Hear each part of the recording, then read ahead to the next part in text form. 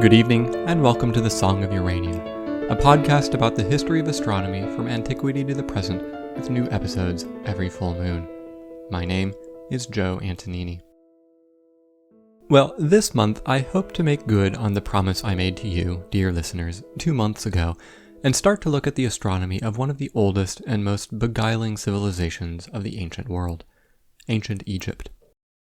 Now, I think it's fair to say that in recent years, ancient Egypt has enjoyed something of a revitalization in appreciation for it by historians of astronomy. Or even maybe not so much a revitalization as just a vitalization. If I were making this podcast 50 years ago, I would not have too much to say on the topic.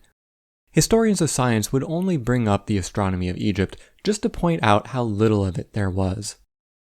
One of the sources I've found tremendously useful in the past episodes on Babylonian and Greek astronomy is a book on Antony Pannekoek from 1951 called A History of Astronomy.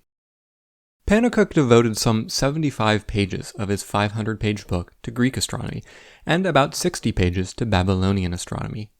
But when it came to Egyptian astronomy, he fit everything he had to say on the subject in under 3 pages. And to really twist the knife, he concludes this chapter with the line, quote, "Egypt can show us how little a science of the stars is fostered, even by an ever-brilliant sky, unless that science finds a practical basis in human life and activity." End quote. One of the great historians of astronomy, Otto Neugebauer, whom I've mentioned several times over the course of this podcast, put it a bit more bluntly, and in the late 60s wrote, quote, "Astronomy played a uniformly insignificant role in all periods of Egyptian history." Today, I think it is fair to say that the scholarship on Egyptian astronomy is still rather limited compared to the scale and historical influence of Egyptian civilization. But the greater appreciation that modern historians of astronomy have for Egypt can be attributed to 2 things. The first is just that Egypt, despite being one of the great civilizations of antiquity, is relatively inaccessible compared to, say, the artifacts left behind by ancient Greece. And as the decades passed, historians have uncovered more and more of the depth of Egyptian astronomy. The other factor is that over the past few decades, the umbrella of historical astronomy has broadened somewhat, and historians of astronomy have developed interests in topics that were ignored by earlier historians. To earlier generations of historians like Neugebauer and Pannekoek, ancient astronomy was practically synonymous with keeping a calendar and observing and modeling the planetary motions. Naturally, when viewed from this lens, the only ancient civilizations within astronomy to speak of were the ancient Babylonians and Greeks. And to be fair, in the overall historical development of astronomy to its modern-day form, modeling planetary motions played an unrivaled role. So these aspects of astronomy really were especially critical in the development of the field.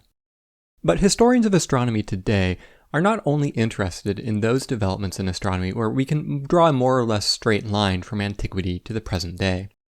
They're also interested in astronomy understood in a culture's own terms, not just bits and pieces of it that later cultures found corresponded with their own interests.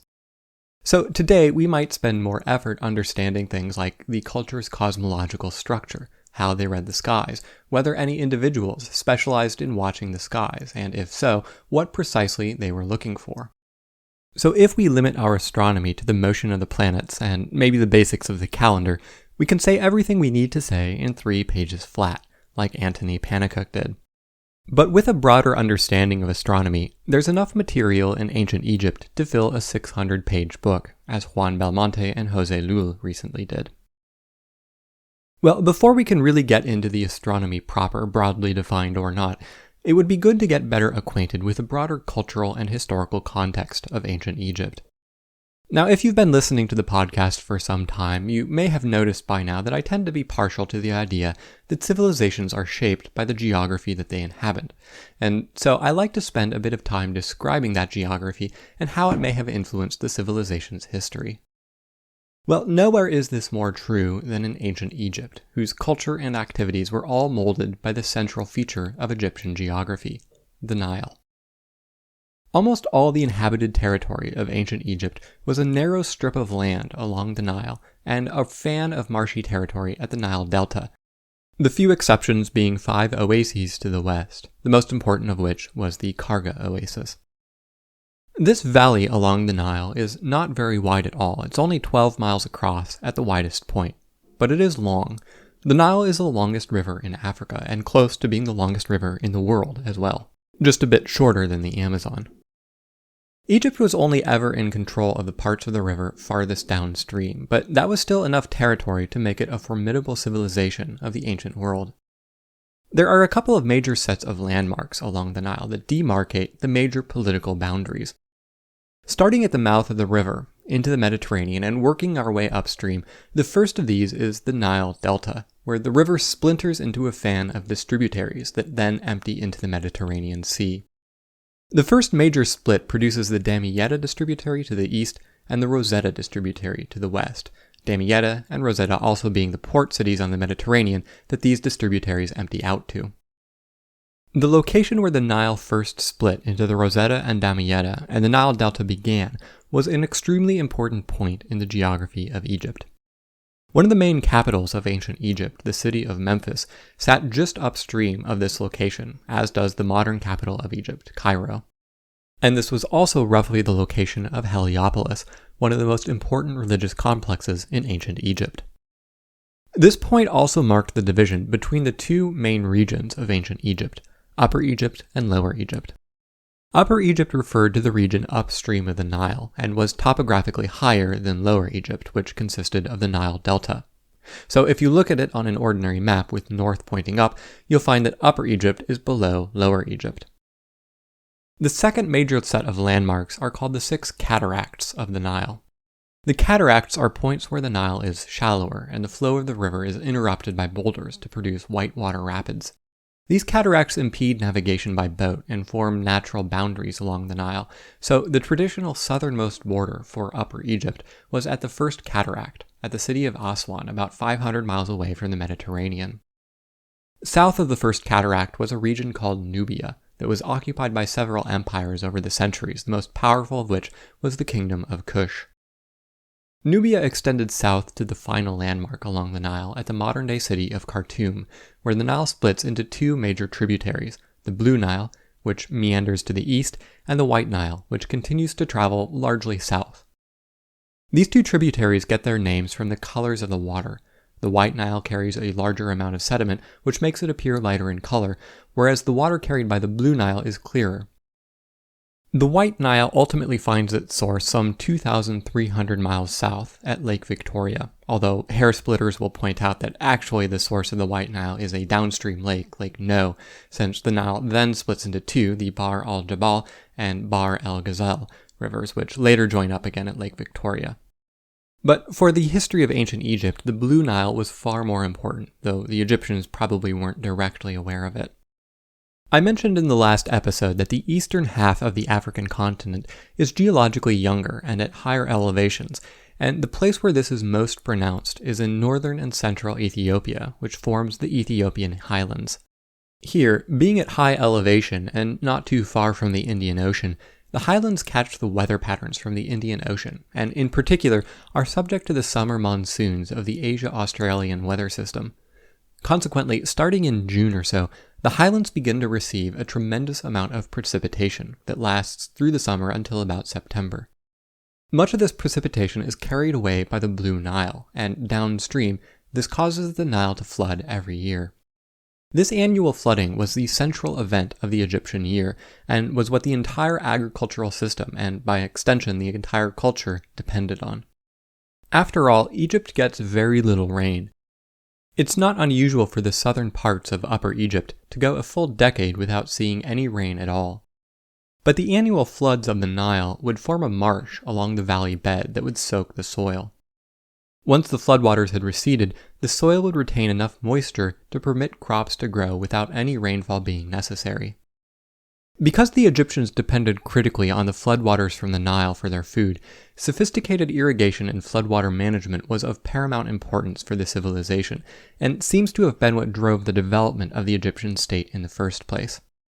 The region had been sparsely inhabited by hunter-gatherers since the Paleolithic, but the main spur to development seems to have started around 6000 BC, when the Sahara began to transform from grasslands to a desert.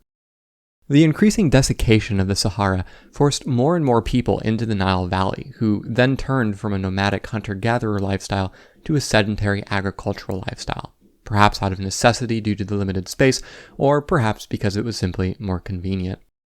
Either way, around 3600 BC, the inhabitants of the Nile Valley were subsisting on domesticated crops and animals, and over the next few centuries, the increasing population density necessitated larger-scale organization to handle the periodic flooding from the Nile. As in other parts of the world, this seems to have begun with the development of city-states, but the period of independent city-states was relatively short-lived in Egypt. Fairly rapidly, neighboring city-states coalesced into 3 kingdoms in Upper Egypt and 1 in Lower Egypt, and by about 3200 BC, the 3 kingdoms of Upper Egypt had coalesced into a single kingdom as well. The official start of ancient Egypt, though, is taken to be around 3150 BC, when, at least according to Egyptian tradition, the king of Upper Egypt, named Menes, succeeded in conquering Lower Egypt, and managed to unify Egypt into a single political entity. Now, over the centuries, Menes became more legendary than historical. He became a divine figure in Egyptian mythology, but some king from Upper Egypt did indeed conquer Lower Egypt, and modern historians believe that it was probably a king named Narmer. Nevertheless, we can see the importance that managing the annual flooding had for the state from the fact that the earliest depiction of King Menes shows him building an irrigation canal. But even after this unification by the legendary King Menes, Upper Egypt and Lower Egypt retained a nominal sense of independent identities. For about a millennium after its unification, the pharaoh would wear 2 crowns to represent the separate kingdoms of Upper and Lower Egypt, and when the pharaoh died, he would be buried twice, once in Upper Egypt and then again in Lower Egypt. And as an aside here, using the word pharaoh to describe these ancient kings is common, but strictly speaking is something of an anachronism. During this early period, the word pharaoh referred to the court and palace where the king ruled from, rather than the man himself. It's only after a millennium or so that the word pharaoh came to be identified with the person of the king. But it's such a nice word that most people tend to use it to refer to the Egyptian king throughout all periods of Egyptian history, and that's what I'm going to do. Now, traditionally, the history of ancient Egypt as a unified, independent state is divided into 3 main periods, called the Old Kingdom, the Middle Kingdom, and the New Kingdom. And these 3 periods are interspersed with 2 so-called intermediate periods, each about a century or 2 long, which were more chaotic times when the Egyptian state fragmented either from internal or external forces. Now, it's worth pointing out at this stage that the history and culture of ancient Egypt, including its astronomy, is almost exclusively a culture of the elites. Relative to other ancient civilizations, Egypt was extremely centralized. Part of the reason for this was that Egypt never had a long tradition of strong, independent city-states in the same way that Mesopotamia, or especially Greece, did.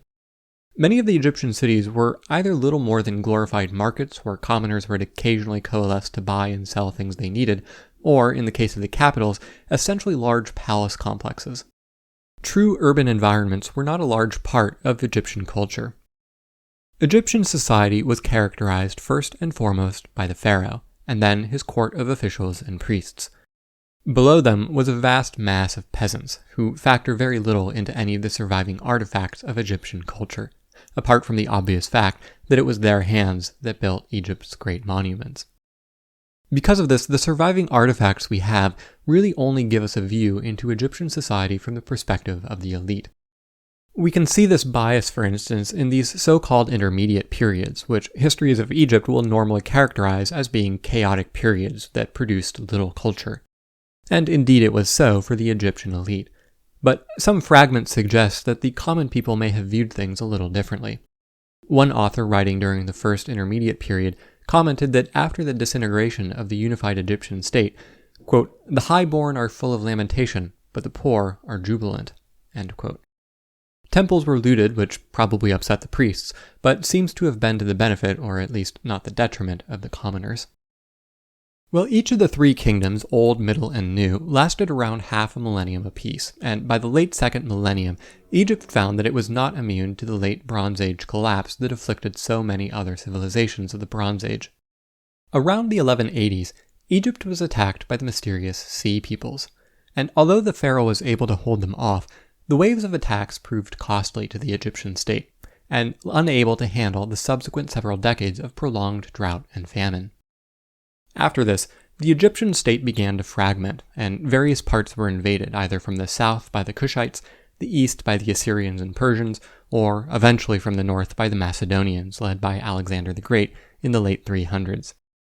And after his death, one of his generals, Ptolemy Soter, established 3 centuries of culturally Greek rule over Egypt, which was followed by the Roman conquest of the land.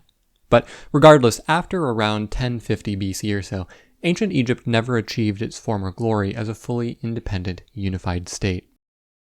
But until then, for the most part, over a span of more than 2 millennia, Egypt was the preeminent civilization in the region. One of the most remarkable features of ancient Egypt was the sheer conservatism of the culture, and I mean that in the literal sense of the word. From what we can tell, the culture simply did not change very much over a period of more than 2,000 years. Even after Egypt as a unified, independent political entity ceased to exist in the wake of the late Bronze Age collapse, the religious practices of the priests in Egypt's temples appear to have continued largely unchanged for yet another millennium, until the old polytheistic religion died out around the 4th century AD in favor of the new religion of Christianity. The characteristic style of Egyptian art that everyone is familiar with persisted from the beginning of the Old Kingdom all the way through to the end of the New Kingdom. So that's a very coarse sketch of Egyptian geography and history, but before getting into the astronomy proper, as with the other civilizations I've talked about, I'd like to lay out exactly how we know what we know about ancient Egypt. What are the sources we're working with? One of the really striking things about Egyptian sources is the extent to which they are funeral texts.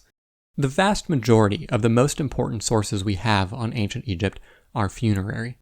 It's hard to get away from the impression that the Egyptians were obsessed with death and the afterlife, but really, given what they left to posterity, they kind of left us with no other choice.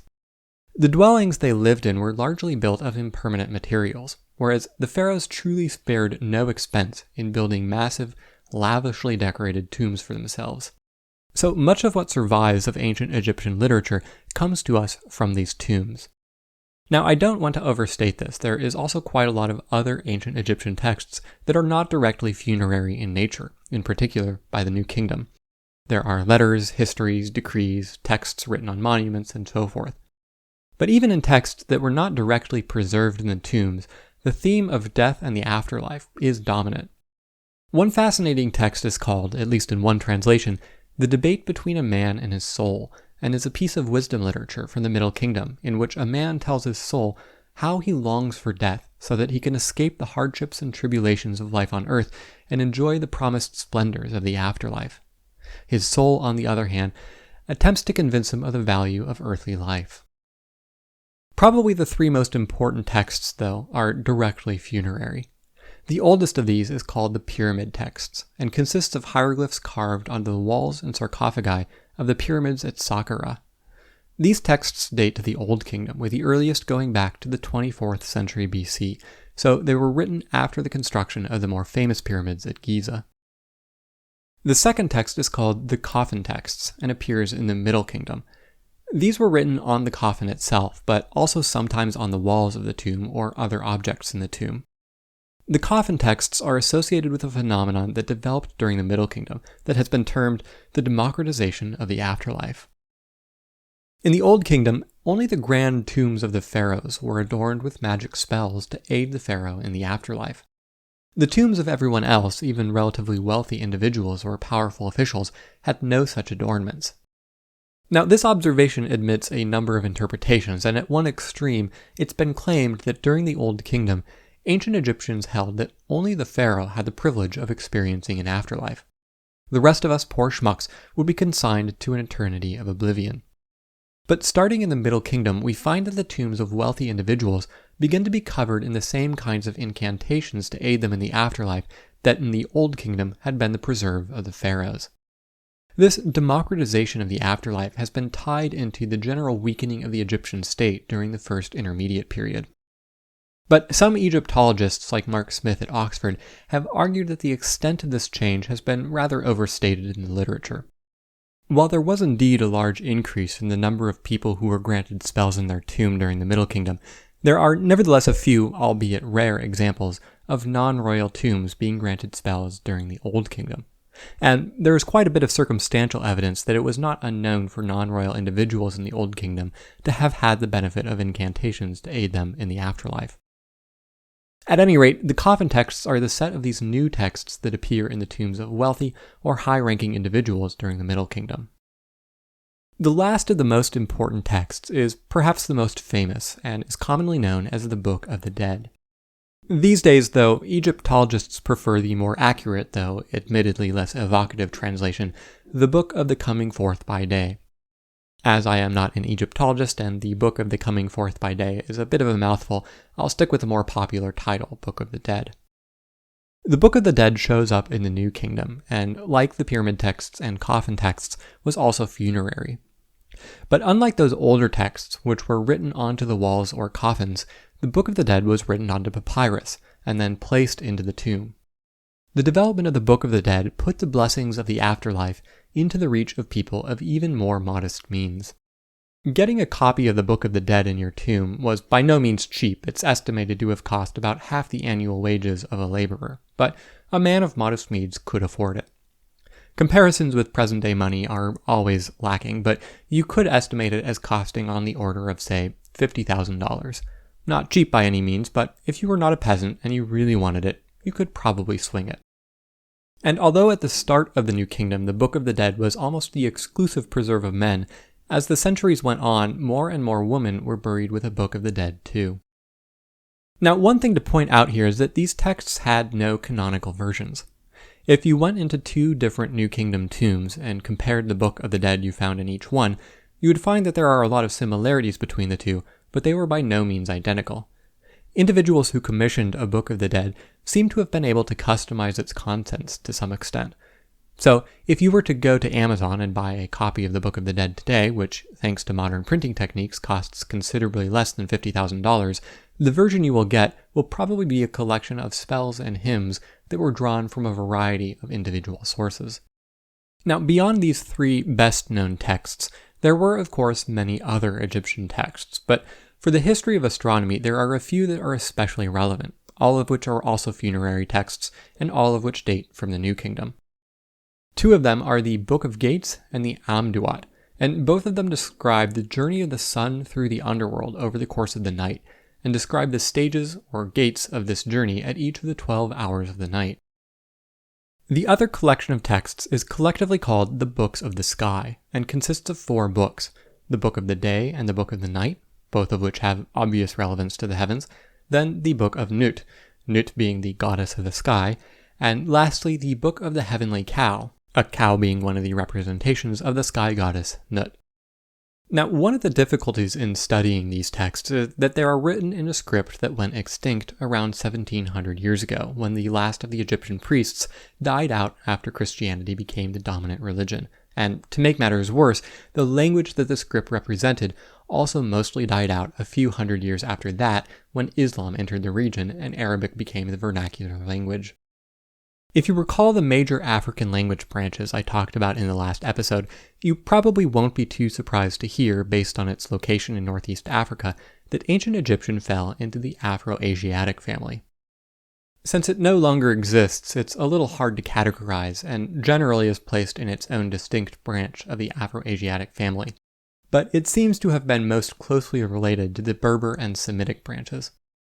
Today, the closest surviving relative of ancient Egyptian is the Coptic language, which is no longer spoken as a vernacular language but survives in a more limited form in the liturgies of the Coptic Orthodox and Coptic Catholic churches. In this way, its status is somewhat like that of Hebrew 150 years ago, not spoken anywhere in day-to-day life, but still preserved for religious purposes. But by far the most beguiling characteristic of the ancient Egyptian language was its writing system of hieroglyphics. Now, ancient Egyptian actually had 3 distinct scripts, of which hieroglyphics were only one, but hieroglyphics were the oldest, most elaborate, and most formal, so it was what we see engraved onto the walls of tombs, painted onto coffins, or written into a Book of the Dead, and so it's the script that we most closely associate with ancient Egypt. But the intricate and figurative shapes of hieroglyphs that give them their charm also makes them rather impractical for day-to-day use. So fairly early on in the proto-dynastic period before the Old Kingdom even began, ancient Egyptians developed an alternative script called hieratic, which was a sort of cursive version of hieroglyphs. Eventually, almost half a millennium after the fall of the New Kingdom, a third script emerged called Demotic, which was more like a standard phonetic alphabet. Well, by the time that the Demotic script became common, knowledge of the older, formal hieroglyphic script became confined to the priests, and seems to have been kept something of a secret.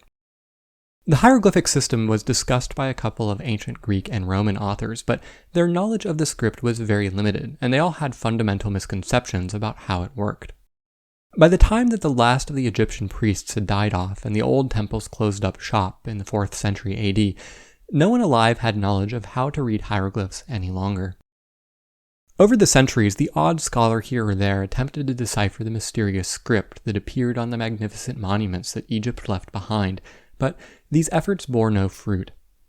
The fundamental misconception that Islamic and Western scholars had about the script from the time of the Greeks onwards was that they were rather bewitched by its elaborate and naturalistic forms, and labored under the conviction that hieroglyphs were ideograms, where each symbol represented an individual idea or object.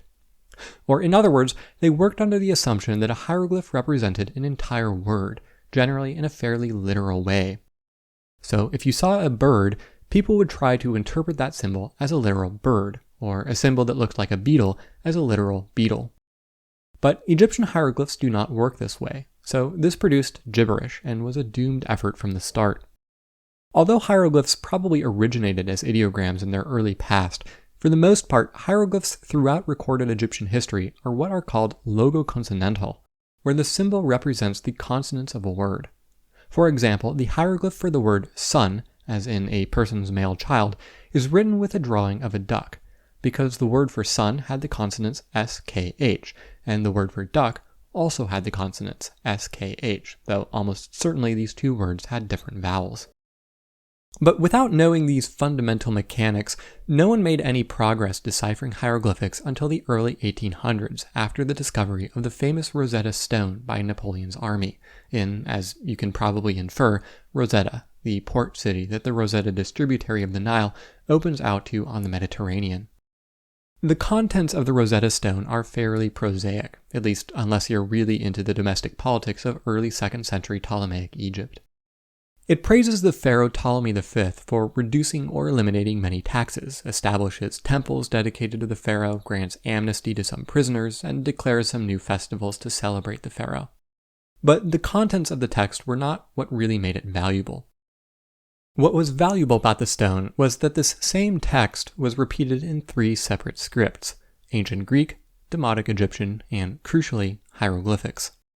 Now, the stone was not in mint condition, and the upper part in particular was the most badly damaged, and unfortunately that was the part that was used to write the message in hieroglyphs. But nevertheless, 14 lines of hieroglyphs survived, in addition to 32 lines of Demotic and 54 lines of Greek. In the 2 decades after its discovery, the most substantial progress in understanding it was made by the English scholar Thomas Young. Incidentally, ancient languages were not Young's only specialty. We'll probably talk about him again in a much later episode when we get to the astronomy of the early 19th century. You may have already heard of him from the Young's modulus and the famous double-slit experiment, which was a conclusive demonstration that light was a wave and not a particle. But one of the things that Young realized while looking at the text of the stone was that there were simply too few distinct characters on the stone for the hieroglyphs to represent individual concepts, and he concluded that there must be a phonetic component to hieroglyphs. With this key insight, he was able to identify the hieroglyphs that represented the name Ptolemy. But unfortunately, without more knowledge of the language, he was able to proceed no further. The man who was able to do this was a young French scholar. This scholar was not young in the way that Thomas Young was young. He was not named young, but was just not very old, starting his work on the Rosetta Stone around the age of 18. His name was Jean-François Champollion, and what gave him an edge in deciphering hieroglyphs was that he happened to have a strong knowledge of the modern-day Coptic language. Based on Young's insight that foreign names like Ptolemy had been written phonetically, Champollion was able to draw on his knowledge of Coptic along with the parallel texts in Greek and Demotic to decipher native Egyptian words, and from there, he was able to muddle his way through a variety of Egyptian texts that hadn't been read since antiquity. Now, unfortunately, Champollion also had a fundamental misconception about the mechanics of the hieroglyphic system. He had assumed that each symbol represented only a single phoneme, and had also applied modern-day Coptic syntax a bit too rigorously in his translations. Modern Coptic resembles ancient Egyptian rather than the way that modern French resembles classical Latin. You can easily see the origin of French words in the Latin language, but there are also obviously different languages, and there are non-trivial differences in both syntax and vocabulary. Sadly, Champollion died before his time, but about a decade after his death in the late 1830s, a German philologist named Karl Richard Lepsius made the final breakthrough and realized that individual hieroglyphs do not necessarily represent a single phoneme, but for the most part represent an entire syllable of 1, 2, or 3 consonants.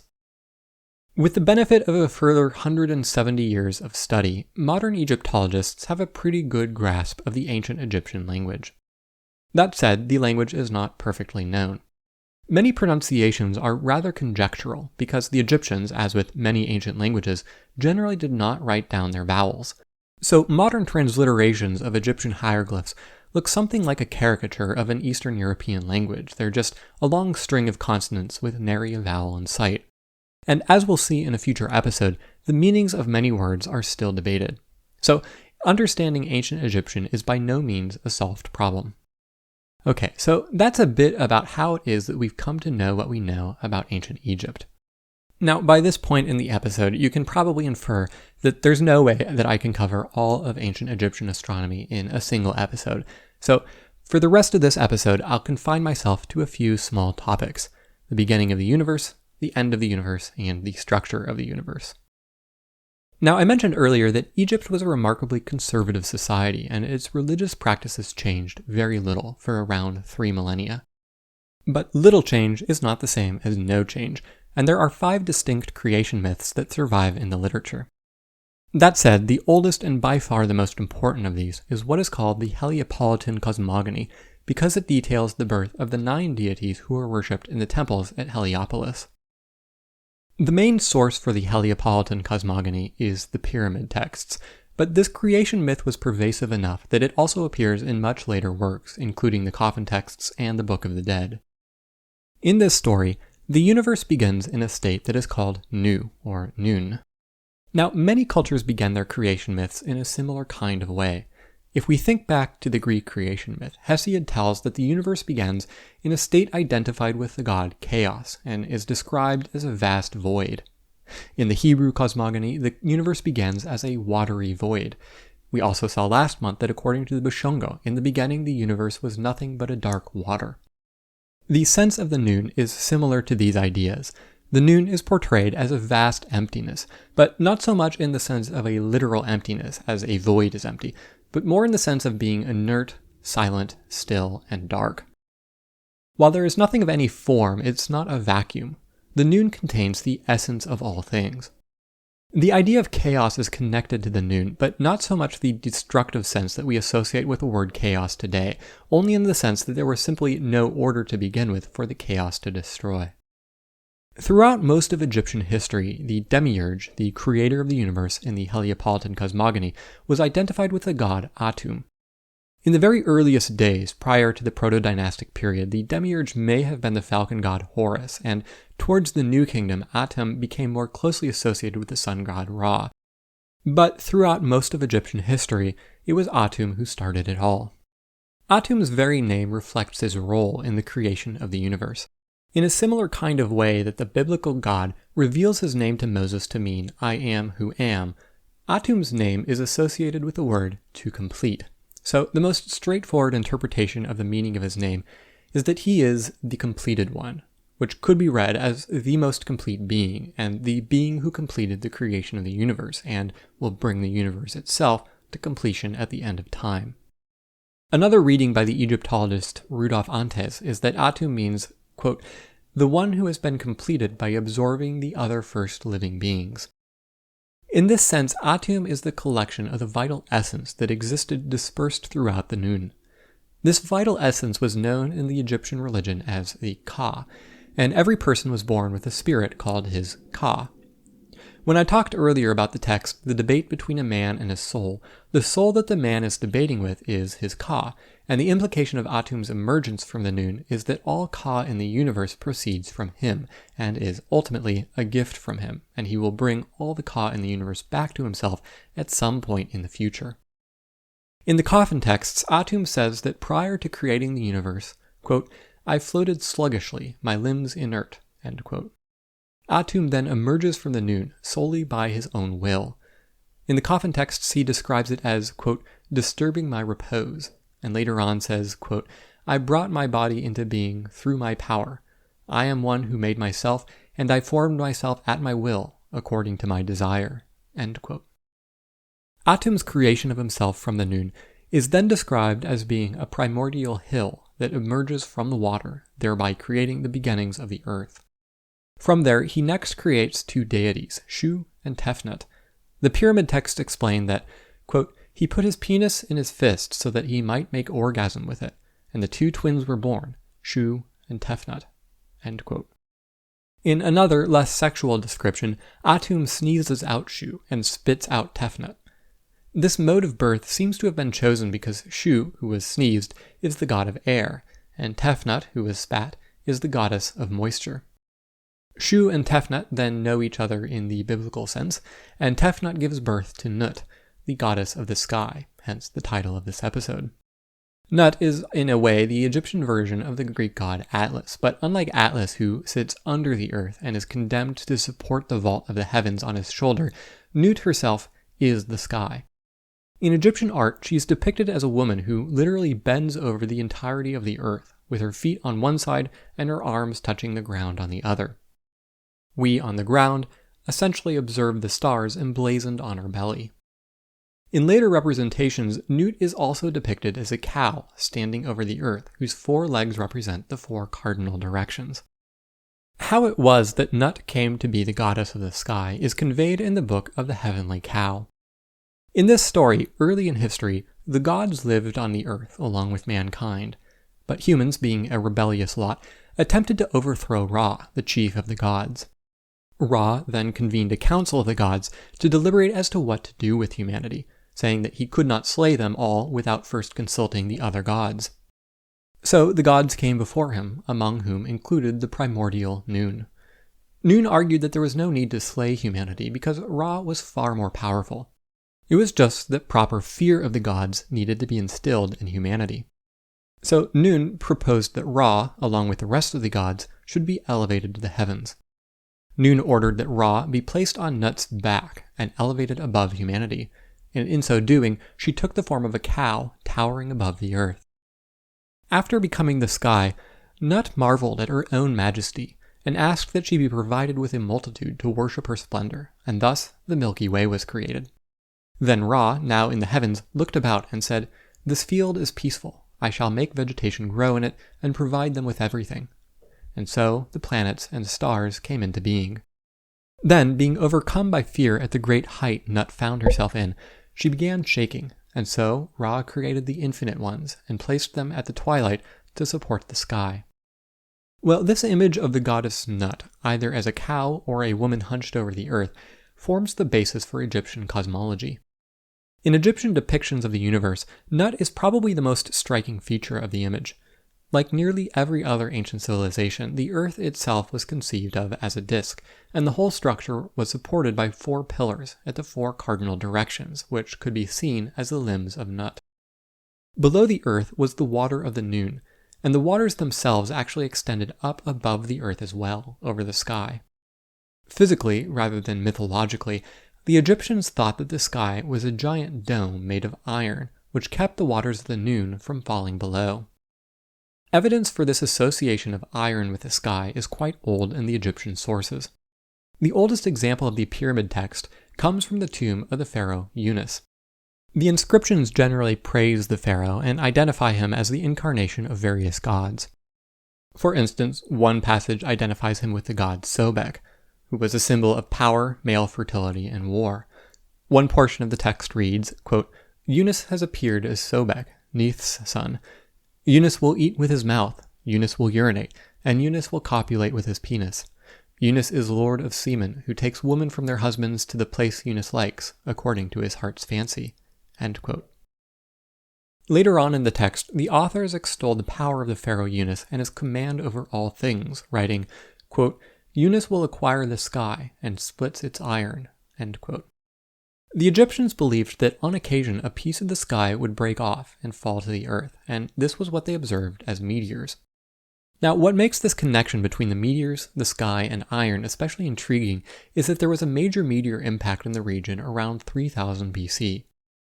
This impact produced the Gebel Kamel crater. The crater itself is a few hundred miles to the west of the Nile, close to the modern-day border between Egypt and Sudan. Because there's so little rain in this region, the Gebel Kamel crater is perhaps the best preserved crater on the planet. Incidentally, the location is so remote that the crater was only discovered in 2008 by accident when an Italian mineralogist was combing through images on Google Earth and noticed the strange feature. Based on the crater, the meteor itself was about 1.3 meters across, and it would have been extremely bright and easily visible to the Egyptians hundreds of miles away. Now, whether or not the Egyptians recovered any pieces from this particular meteor is unknown, but what is not in doubt is that they did find iron from some meteor or meteors. Iron derived from meteors can be distinguished from terrestrial iron because it contains more nickel and less carbon, and the oldest iron artifacts in ancient Egypt are all meteoric iron. In fact, the best preserved example of some of this meteoric iron is the blade of a dagger that was buried with the pharaoh Tutankhamun, which suggests that the material was viewed as being both rare and valuable. Now, at this point, I should probably make a small detour and say a few words about good old King Tut himself, since he is by far the best known of the Egyptian pharaohs today. Of course, his modern renown comes from the discovery of his remarkably lavish tomb in 1922, which, fortunately for the dead pharaoh, came at a time when journalism, especially photographic journalism, had been expanding rapidly, which allowed its discovery to be publicized across the Western world. And the public's fascination with this discovery ensured yet more immortality for King Tut than the already hefty helping of immortality that Egyptian pharaohs are accustomed to. But the splendor of King Tutankhamun's tomb was probably a reflection of the internal politics and religious turmoil of his time in the late New Kingdom, and in fact his own name almost tells the whole story. Tutankhamun had been preceded by a pharaoh named Amenhotep IV. Now, I mentioned earlier that one of the defining features of Egyptian civilization was its tremendous conservatism. But Amenhotep IV threw caution to the wind and decided to institute a radical new cult dedicated to the sun god Aton. To emphasize that he was serious about this change, he founded a new city, built a temple to the new god, and even changed his name to Akhenaton in the new god's honor. Now, this on its own was surely scandalous, but it seems that what made Akhenaton's changes truly revolutionary was that this cult was monotheistic. In other words, he was not simply adding a new god into the mix of the Egyptian pantheon, or elevating an existing god over the other gods. He was in essence abrogating the religion of Egypt for the past 2 millennia. It would be rather as though one day the Pope declared that the Catholic Church was moving on from the whole Jesus thing. Now, it's a little unclear what Akhenaton's motivations were for these changes. Perhaps he had a mystical vision and was a true believer in his new religion. But it's also possible that he had more cynical, secular motives for his changes. The priests wielded a tremendous amount of power among the Egyptian elite, and by minimizing and eventually more or less outlawing the traditional religious practices and forcing them into his own cult, Akhenaton may have been trying to get a rival power center in Egyptian society under his control. Regardless, his changes were unsurprisingly vastly unpopular among the priests. After Akhenaton died, he was succeeded by his son-in-law, Tutankhaten. Tutankhaten did not have the same religious convictions as his father-in-law did, and during his reign reversed those changes and restored the old cult to the traditional god Amen. And, to show his sincerity, he changed his name from Tutankhaten to Tutankhamun, to emphasize the priority of Amen over Aten in the Egyptian pantheon. In gratitude, he was among the few pharaohs to be worshipped as a god while still living, and upon his death, the priests buried him in a particularly lavish tomb. Okay, well, I've talked a bit about the Egyptian conception of the creation of the universe and their view of the structure of the universe. Let's turn now to the end times. The Egyptian texts are fairly clear that they believed that the universe would not last forever, and that the world would end in some kind of apocalypse. This apocalypse is described most clearly in the Book of the Dead. One passage reads, quote, "What is a span of life?" says Osiris. Atum responds, "You are to have millions of millions, a lifespan of millions. Then I shall indeed destroy all I have made, and this land shall turn into Nun, as a floodwater, as its original condition. I alone am to remain with Osiris, when I have transformed myself into other snakes, which men do not know, which gods do not see." End quote. The idea was that Atum had created himself and all things out of the Nun, and in due time, it was in his power to return all things back to the Nun when he so desired. Not only mankind and the stars and the earth, but the gods apart from himself as well. Now, we can't really understand the Egyptian apocalypse without saying a few things about how the ancient Egyptians conceived of time. I talked a little bit in the last episode about pre-modern conceptions of time, and once again we'll have to step outside of our modern ideas to understand the past. Probably what would be most striking to the modern mind about Egyptian time was that the Egyptian language had no word that directly corresponds to our modern word for time. They had several different words which overlap with different meanings of the English word time, but which all are somewhat different from each other. Two that come up in discussions of the apocalypse are nehe and jet. Nehe had the connotation of a cyclical and regenerative process, whereas jet had the connotation of a linear and immutable eternity. The Egyptian vision of the course of the universe was that it was nehe followed by jet. We live in a period of cycles, but eventually these cycles will come to an end when everything returns to the Nun, and they will be replaced by a linear, immutable eternity. By the later part of the New Kingdom, this conception was depicted by a new symbol which emerges, called the Ouroboros, which is a serpent eating its own tail. This became a fairly popular symbol and spread beyond Egypt's borders, and was adopted by the Greeks and other cultures, but it seems to have originated in ancient Egypt. In fact, the earliest depiction of it appears outside of Tutankhamun's second Golden Chapel. The serpent eating its own tail represented in a single symbol both the Nehe and Jet conceptions of time. As the serpent ate its own tail, it could regenerate what it had lost, maintaining the circle and symbolizing the cyclical nature of the Nehe. But the process was also clearly self-defeating and would one day come to an end, symbolizing the Jet. Well, this episode was focused on some of the more mystical conceptions that Egyptians had around the heavens, along with a taste of the geographical and historical context that they developed in. But next month we'll get into somewhat more hard-headed astronomy by looking at who the astronomers of ancient Egypt were and what kinds of observations they made. I hope you'll join me then. Until the next full moon, good night and clear skies.